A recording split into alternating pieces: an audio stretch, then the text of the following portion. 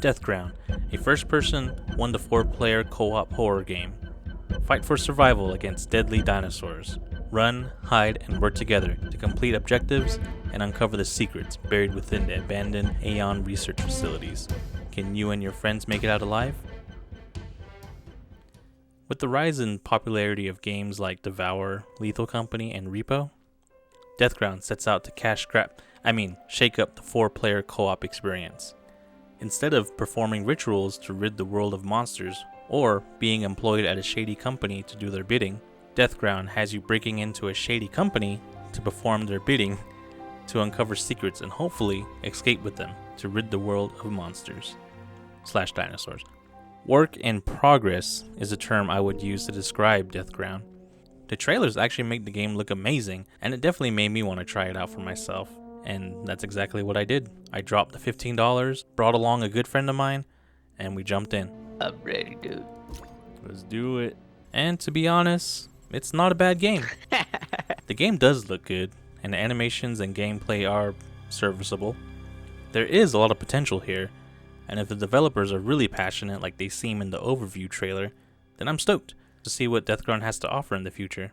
On launch, Deathground currently has 4 classes: the motion detector, tranquilizer rifle, hacking device, and field medkit. Choosing a specific class doesn't give you any special abilities associated with the class. They all pretty much play the same. They really just determine what equipment you start with. There are 6 different characters you can play, and as far as I know, it's just cosmetic so far, but you can switch classes with what you find laying around the maps also. Speaking of maps, there are 3. Technically 4 with the bunker, but the bunker is just a hub where you can test equipment and confuse players like myself. But the main 3 are biomedical, agricultural, and geothermal, each with their own unique layout, aesthetic themes, and mission objectives.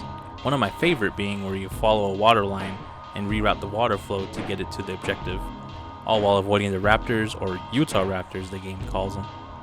As far as enemy types, there are only 2, but mainly you'll be facing off with the Utah raptors, the supposed bigger and badder version of the classic velociraptor.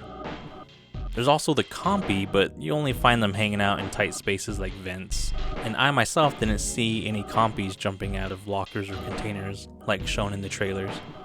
And pretty much that's it.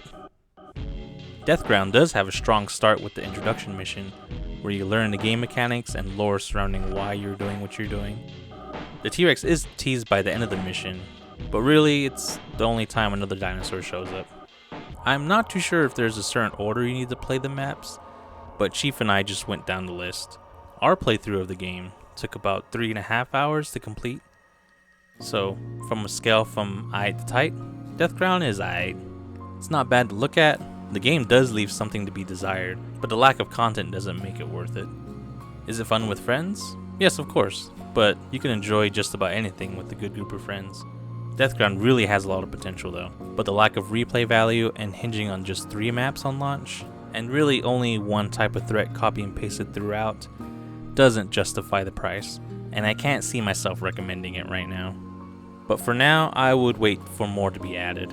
I do believe with more multiplayer maps, even just a simple single player campaign, and definitely adding more dinosaurs would be awesome. For right now, I would hold off. And I think this could very well be Lethal Company with dinosaurs. Hey, how's it going, you guys? That was my review for Deathground. Hope you guys enjoyed. I was trying to get this video out before Halloween, or at least on Halloween, but you know, better late than never, right? But yeah, it's a little more negative than I thought it would be. The game was okay. It was just had a lot of potential. That's all I have to say. Work in progress.